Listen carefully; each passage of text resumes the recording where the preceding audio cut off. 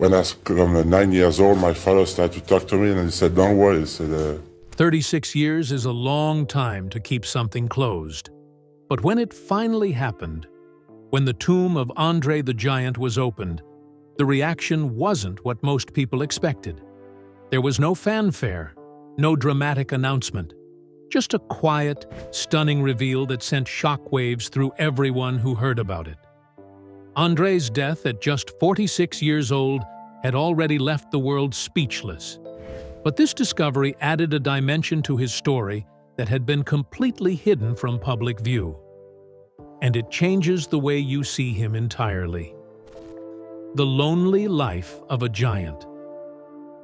Long before André became the larger-than-life icon the world would know, the people closest to him already sensed there was something extraordinary about him. Born André Roussimoff in 1946, he made an unforgettable first impression the moment he entered the world.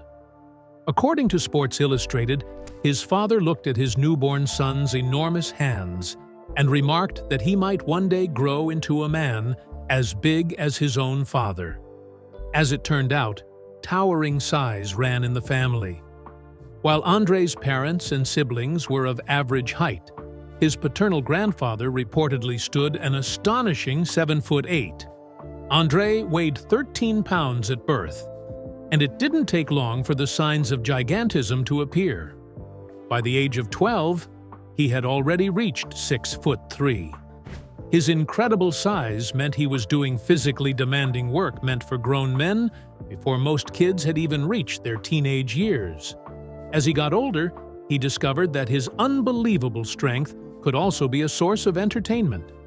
He loved pulling harmless pranks on his friends, sometimes grabbing hold of their cars and dragging them into impossible parking spots between buildings or lampposts just to watch their reactions.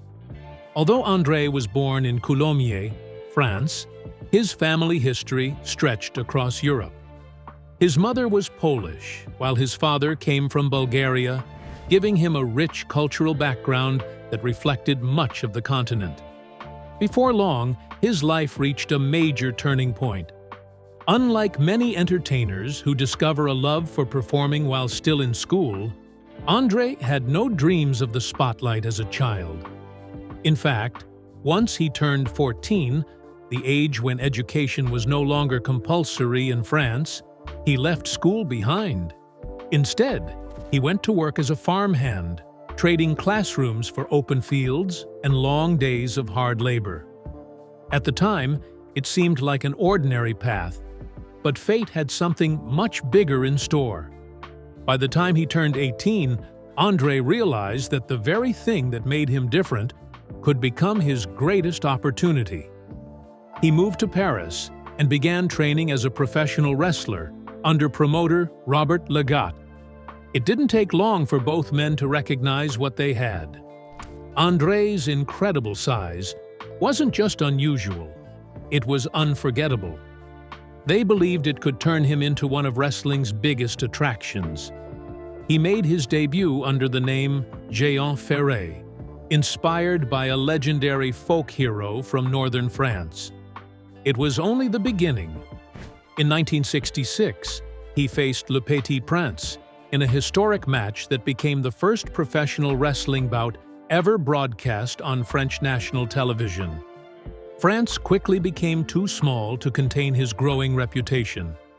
In 1968, André captured the FFCP World Heavyweight Championship, opening the door to an international career. Soon he was wrestling across Europe before expanding into Germany, Africa, New Zealand, and several other countries, steadily building a name that reached far beyond his homeland. His journey eventually led him to the country that would shape the next chapter of his career. In 1970, André traveled to Japan, competing for International Wrestling Enterprise under the name Monster Roussimoff. The move elevated his career, but it also brought devastating news. While in Japan, doctors diagnosed him with acromegaly, a rare disorder caused by the pituitary gland producing excessive growth hormone. The condition explained his extraordinary size, but also carried severe long-term health risks. According to his close friend Jackie McCauley, the doctors gave André a heartbreaking prognosis. At only 23 years old, they warned that he might not live beyond 40. They even recommended immediate surgery in hopes of extending his life. André declined. Rather than trying to change the body he believed he had been given, he chose to embrace it completely and continue chasing greatness inside the wrestling ring. At that point, his body was still incredibly capable. While many people remember the slower, aging André from the later years of his career, the younger version was remarkably athletic. He regularly performed powerful moves like the tombstone piledriver, lifting opponents upside down before dropping to his knees. For someone his size, that level of agility was almost impossible to comprehend, making him one of wrestling's greatest spectacles. His growing fame soon carried him across another ocean.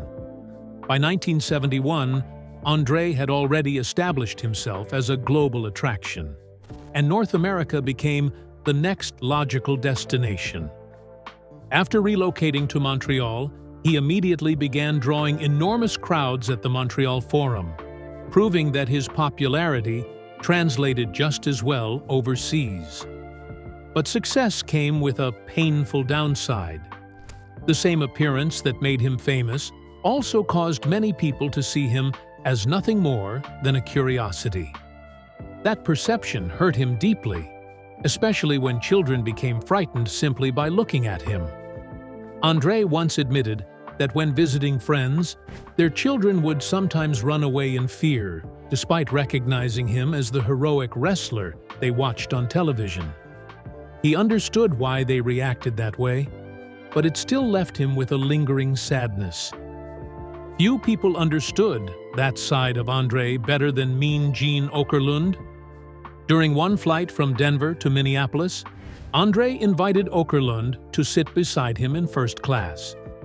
Away from the cameras and cheering crowds, the conversation became deeply personal.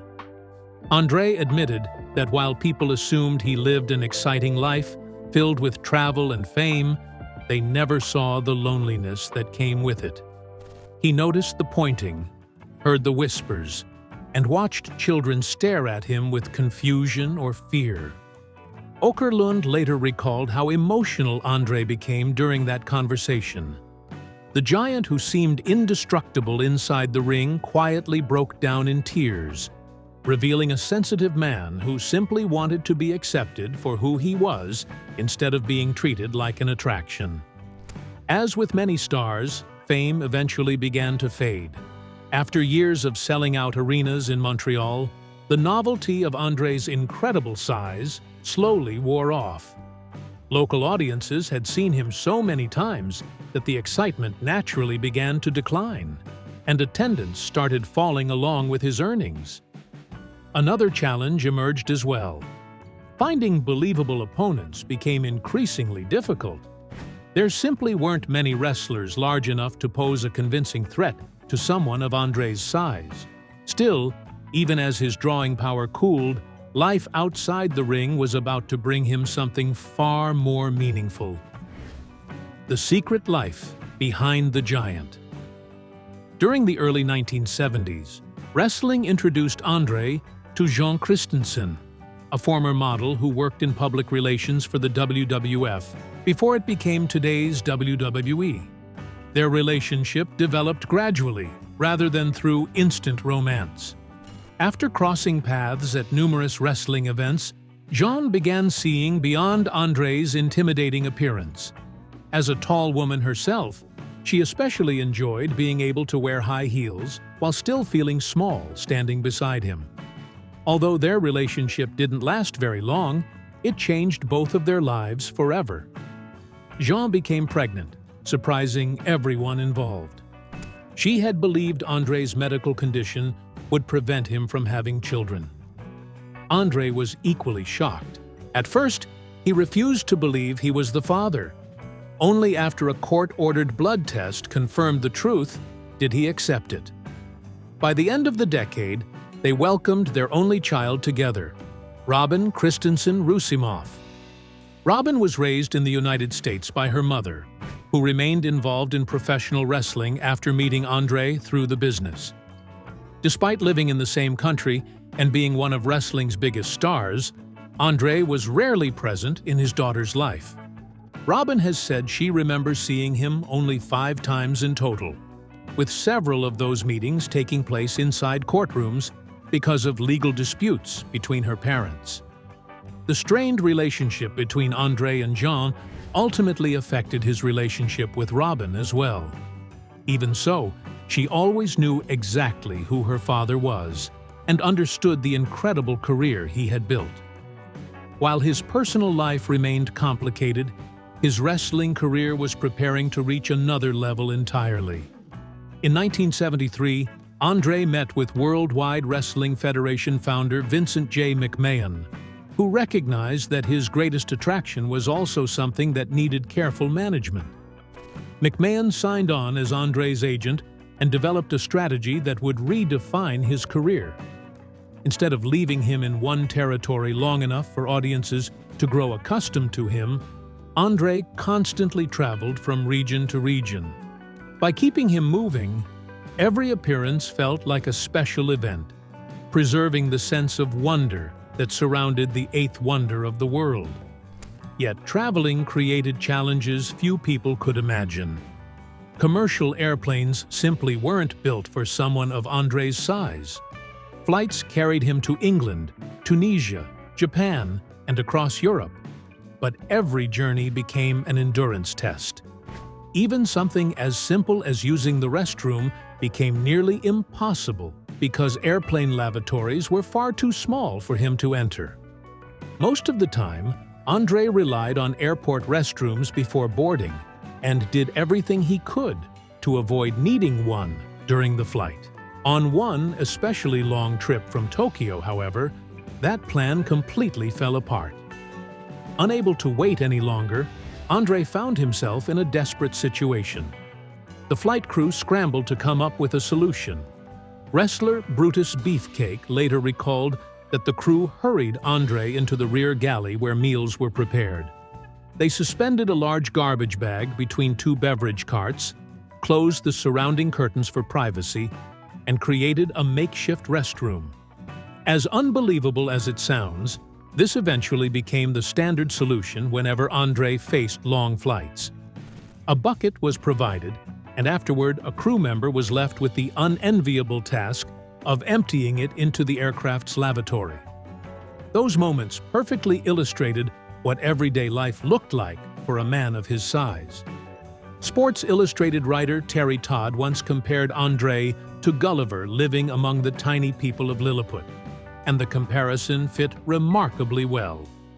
Todd witnessed firsthand how ordinary activities became extraordinary challenges. Revolving doors required André to bend low and shuffle awkwardly just to squeeze through. Playing the piano was virtually impossible because one finger covered several keys at once. Travel created another endless list of obstacles. Taxis required him to fold himself into impossible positions just to fit inside. Standard hotel bathtubs were simply too small for him to use.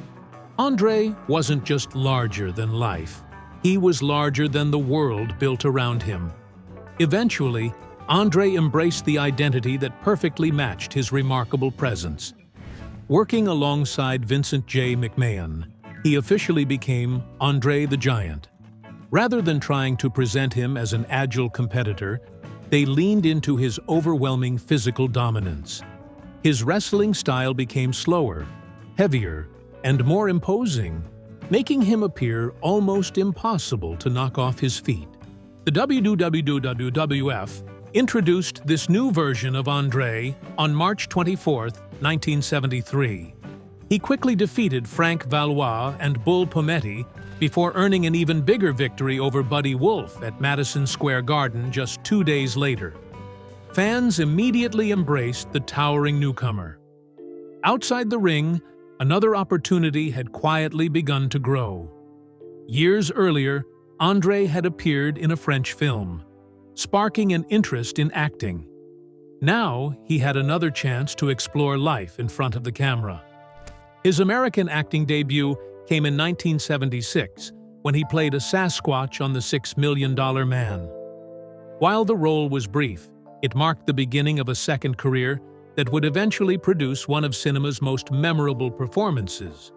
Even so, wrestling remained his first love. Throughout the years, he balanced his demanding schedule with occasional television appearances, including roles in The Greatest American Hero in 1983 and Zorro in 1991. As enjoyable as acting became, the biggest chapter of his wrestling career was still waiting. During 1980, André entered into a rivalry with a rapidly rising Hulk Hogan. Interestingly, their earliest encounters looked very different from what fans would later remember. André played the beloved hero, while Hogan portrayed the arrogant villain. Their clashes quickly became major attractions before unexpected circumstances interrupted the storyline. Not long afterward, another giant entered André's path. In 1981, he was scheduled to wrestle Killer Khan on May 2nd, but disaster struck before he ever reached the arena. While getting out of bed that morning, André broke his ankle. Rather than letting the injury derail business, promoters transformed the real-life accident into wrestling fiction. They claimed Killer Khan had shattered André's ankle during their match, giving audiences a powerful reason to anticipate revenge. When André finally returned that July, he immediately resumed his feud with Khan, and fans eagerly embraced the comeback story. The wrestling business itself changed dramatically in 1982. Vincent J. McMahon stepped aside, selling the company to his son, Vince McMahon. For André, the transition proved significant. Vince wanted wrestlers under exclusive contracts instead of the old territory system. André agreed, remaining loyal to the WWF while still receiving permission to wrestle overseas for New Japan Pro Wrestling.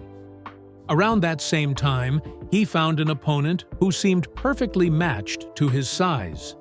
Throughout the early 1980s, André and Big John Studd battled across multiple countries in one of wrestling's defining rivalries. Their feud became intensely personal after Studd and Ken Patera attacked André during a match, knocking him unconscious and cutting off his hair. The perfect opportunity for revenge arrived at the very first WrestleMania on March 31, 1985. Competing in the famous Body Slam Challenge, André defeated Studd and claimed the $15,000 prize. In a gesture that perfectly reflected his generous nature, he began tossing handfuls of cash into the crowd before officials stepped in to stop him. 1 year later, WrestleMania 2 presented another unforgettable moment. Instead of facing a single opponent, André entered a massive 20-man battle royal, featuring both professional wrestlers and NFL players. On April 7, 1986, he outlasted everyone, eliminating Bret Hart to secure another iconic WrestleMania victory. Just weeks later, however, trouble followed him overseas. In late May 1986, André wrestled Akira Maeda in Japan. The match quickly descended into chaos. After overpowering Maeda early, André became visibly exhausted, drenched in sweat, and barely able to continue. Eventually, he stopped participating altogether. Frustrated, Maeda unleashed a series of kicks and takedowns in an effort to force some kind of response. At one point, another wrestler even climbed into the ring to intervene before André finally rolled onto his back and allowed Maeda to pin him. The bizarre contest sparked endless speculation. Some believed André had entered the ring heavily intoxicated. Others argued he had deliberately embarrassed Maeda as punishment for the younger wrestler's growing arrogance. Whatever the truth may have been, one fact was undeniable. André desperately needed time away from wrestling. By the time WrestleMania 2 had come and gone, the effects of acromegaly were becoming impossible to ignore. Every match placed enormous strain on his body, and the pain was growing worse with each passing month. Recognizing that he couldn't continue at the same pace, André requested a leave of absence. As it happened, the timing couldn't have been better. His break from wrestling lined up perfectly with the opportunity that would ultimately give him the most famous acting role of his entire career. His happiest days hid a tragedy. Stepping away from wrestling did more than give André's battered body a chance to recover. It also opened the door to the biggest acting opportunity of his life. During his hiatus, André joined the cast of the 1987 fantasy classic The Princess Bride, taking on the role of the gentle giant, Fezzik. It was a role that seemed almost destined for him. William Goldman, who wrote both the original novel and the screenplay, later revealed that André was the only actor he ever imagined playing the character. Once filming began, it became obvious why. André's warmth and natural charm fit Fezzik so perfectly that it was hard to picture anyone else in the role. Up until then, Hollywood had largely cast André as little more than a spectacle. He was usually asked to play monsters, oversized brutes, or intimidating creatures like Bigfoot, or the giant warrior in Conan the Destroyer. The Princess Bride finally gave audiences something different. Instead of focusing only on his incredible size, it allowed people to see the kindness, humor, and gentle spirit that those closest to him had always known. That gentle nature wasn't just acting. His co-star Cary Elwes later described André as one of the kindest people he had ever met. He was generous almost to a fault, always looking out for the people around him, even while carrying tremendous pain himself. Years of punishment inside the wrestling ring had left his back badly damaged. By the time filming began, André was in constant pain and could no longer perform many of his own stunts. Yet he rarely complained. Instead, he showed up every day with the same warm smile that made everyone around him feel at ease. Mandy Patinkin later reflected on what made the production so special for André. While filming, nobody treated him like an oddity. No one stared or whispered. For those weeks on set, he wasn't the world's biggest man. He was simply another member of the cast. Unfortunately, the moment production ended and he stepped back into everyday life, the stares always returned. It didn't take long for the cast to fall in love with him. Everyone who worked alongside André remembered him as remarkably polite, thoughtful, and endlessly considerate. Robin Wright experienced that kindness firsthand. During cold shooting days, André would gently place his enormous hands over the top of her head between takes. His hands were so large that they completely covered her head, shielding her from the freezing air like a warm winter hat until filming resumed. Of course, not every memory from the set was quite so sentimental. One of the film's most legendary behind-the-scenes stories perfectly captured André's sense of humor. During production, he reportedly let out an incredibly loud burst of flatulence that lasted nearly 16 seconds, bringing filming to a complete halt. The sound echoed across the entire set. When it finally ended, director Rob Reiner simply asked if he was feeling better. André calmly replied that he was. The crew burst into laughter, and the story became one of Hollywood's most famous on-set moments. Behind those funny stories, though, the reality was far more difficult. Although André loved making The Princess Bride, every day on set was physically demanding. His back had deteriorated so badly that even seemingly simple scenes required creative solutions. One of the film's most memorable shots shows the heroes riding away on horseback. While it looks effortless on screen, director Rob Reiner later explained that no horse available could safely carry André's nearly 500-pound frame.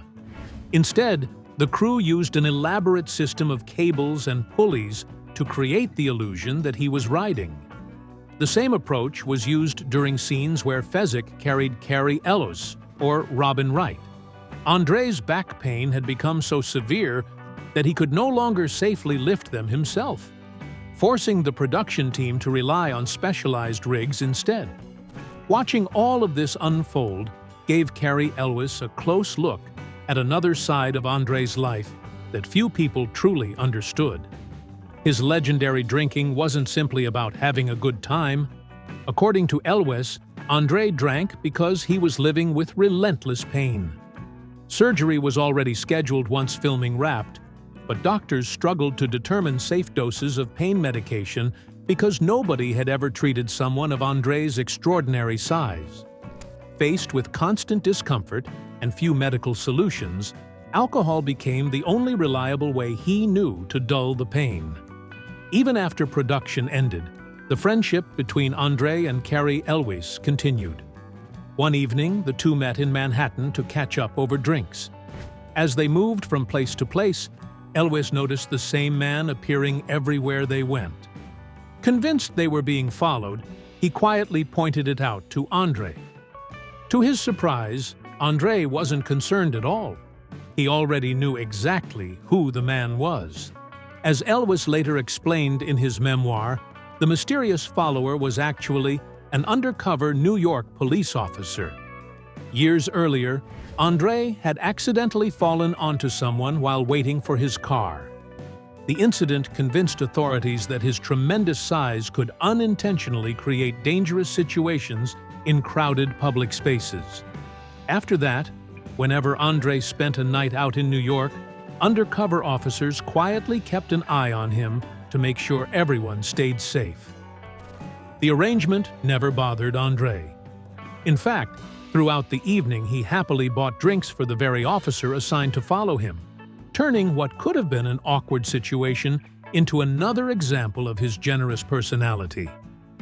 Among all of André's acting work, The Princess Bride remained especially meaningful to him. His longtime friend Lanny Poffo later remembered how André would regularly invite friends over to watch the movie together. Like a proud child showing off a school project, he eagerly waited to hear what everyone thought of his performance. While André enjoyed his time in Hollywood, the WWF still had to explain why its biggest attraction had suddenly disappeared.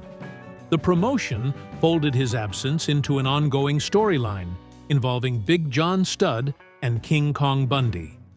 Bobby Heenan challenged André to a tag team match, and when André failed to appear, WWF President Jack Tunney announced that he had been suspended indefinitely.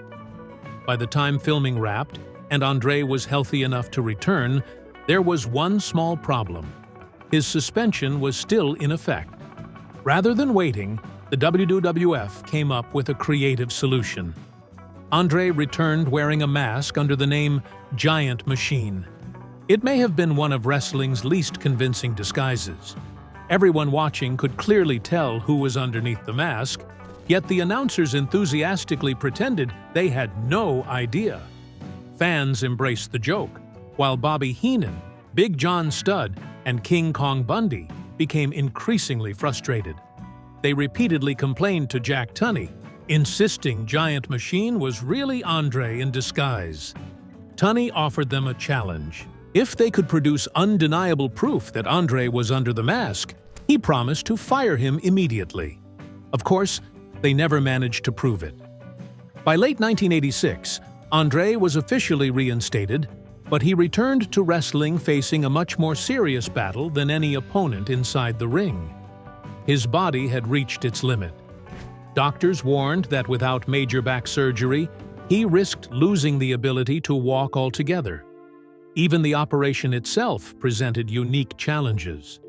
Wrestling historian Dave Meltzer noted that surgeons had to obtain specially made equipment because ordinary surgical tools simply weren't designed for someone of André's extraordinary size. The surgery was successful enough to keep him wrestling, but it didn't eliminate the pain. Remarkably, André still refused to rely on prescription painkillers. Ted DiBiase later explained that André had watched too many fellow wrestlers become addicted to medication. He wanted no part of that path. Instead, he continued relying on alcohol to manage the pain that never truly went away. Although the surgery allowed him to compete again, his condition kept worsening. According to Dave Meltzer, André had lost much of the feeling below his knees and struggled just to move around the ring. Even so, he wasn't finished making history. Near the end of the 1980s, André reignited his legendary rivalry with Hulk Hogan. This time, however, their roles had completely reversed. Years earlier, André had been the heroic fan favorite, while Hogan played the villain. By 1987, Hogan had become wrestling's biggest hero, leaving André to embrace the role of the intimidating heel. Despite his declining health, he still knew how to command attention. During a ceremony celebrating Hogan's 3-year reign as WWF World Heavyweight Champion, André walked out, shook Hogan's hand, and squeezed with such force that Hogan visibly winced. It was a silent warning that their friendship was coming to an end. Not long afterward, André received his own award, recognizing him as wrestling's only undefeated competitor. As he accepted the honor, Hogan arrived to congratulate him. Before long, however, the spotlight shifted entirely onto Hogan, leaving André standing in the background during what should have been his own celebration. Frustrated, André quietly walked away before the interview ended. The tension between the two only continued to build.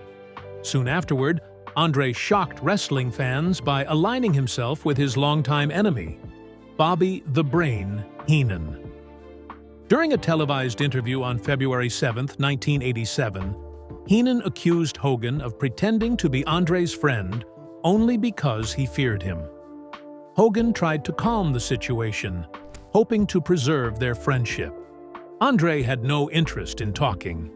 Instead, he challenged Hogan for the WWF World Heavyweight Championship at WrestleMania 3. The announcement stunned Hogan. Then came the moment that officially ended their friendship. At Heenan's encouragement, André grabbed Hogan's shirt and crucifix necklace, ripping both from his chest with such force that Hogan's skin was cut. The message was unmistakable. Their friendship was over. Behind the scenes, however, André's greatest battle wasn't with Hogan. It was with his own body. His last years were brutal. Standing around 7'4" and weighing approximately 520 pounds, every movement placed tremendous strain on his joints and spine. Before WrestleMania 3, he underwent back surgery and was forced to wear a supportive brace underneath his wrestling gear just to compete. By the time he entered the ring, he was nowhere near full strength. But despite his declining health, André continued adapting his career. He formed the tag team known as the Colossal Connection alongside Haku, allowing the younger wrestler to shoulder much of the physical workload, while André remained one of the promotion's biggest attractions. The strategy paid off. On December 13, 1989, they defeated Demolition to capture the WWF Tag Team Championship. For several months, they dominated the division before finally losing the titles back to Demolition at WrestleMania 6 on April 1, 1990. The defeat sparked one of the night's biggest moments. Furious over the loss, Bobby Heenan began yelling at both wrestlers before slapping André across the face. For one brief moment, André's gentle personality disappeared. He immediately slapped Heenan back with tremendous force, sending the manager flying and earning one of the loudest reactions of the evening. Behind the excitement, however, André's health continued to deteriorate. During that championship match, Haku wrestled virtually the entire contest alone because André could no longer physically handle the demands of a full match. Even so, he wasn't ready to walk away. On May 11, 1991, André competed in his final wrestling match, a 17-man battle royal. Although he didn't win, The performance served as a fitting farewell to one of wrestling's greatest legends. His final appearance came several months later at a WWF event in Paris. Unable to wrestle, André stood beside Davey Boy Smith on crutches as Smith battled Earthquake. During the match, Smith famously grabbed one of André's crutches and used it as a weapon, giving the crowd one last unforgettable André moment. By then, the years of physical punishment had caught up with him. People often focused on André's incredible drinking stories, but those closest to him understood the heartbreaking reason behind them. Alcohol had become his pain medication. Because of his extraordinary size, it took astonishing amounts of alcohol to produce any effect. Stories circulated of him drinking well over 100 beers in a single sitting, finishing multiple bottles of wine before matches, and running up enormous hotel bar tabs while filming The Princess Bride. Even André openly acknowledged his incredible tolerance during television interviews. For him, though, those stories weren't badges of honor. They reflected the constant pain he lived with every day. Acromegaly continued enlarging his bones and joints, placing unbearable pressure on his body. Combined with decades of wrestling and endless travel, the damage became impossible to escape. Unlike many wrestlers of his era, André refused to depend on painkillers because he had watched addiction destroy too many of his friends. Alcohol became the only relief he trusted. As retirement settled in, those closest to him noticed another painful change. Vince McMahon later recalled that André gradually withdrew from the world around him. Without wrestling, he struggled to find the same sense of purpose that had defined his entire life. Canadian wrestling legend Gino Brito witnessed that decline firsthand. Each time they met, André looked weaker than before. His legs became severely swollen. The physical effects of acromegaly grew increasingly visible across his face and forehead. Walking became so painful that he needed a cane, although he hated allowing fans to see him using one. Even then, he refused to seek additional medical treatment. According to Brito, André believed he would simply keep living until his body finally gave out. Sadly, that prediction wasn't far from reality. 36 years after his death, they finally opened André the Giant's tomb, and it's shocking. In early 1993, André returned to France for what would become his final trip home. Many people assumed it was simply a visit, but the reason was deeply personal. His father, Boris Roussimoff, had passed away on January 15th at the age of 85. Despite the tremendous discomfort international travel caused him, André made the exhausting journey home to attend the funeral. He remained in France for a few extra days afterward, so he could celebrate his mother's birthday with family. On the evening of January 27th, André spent time exactly as he enjoyed most, relaxing with close friends while playing cards.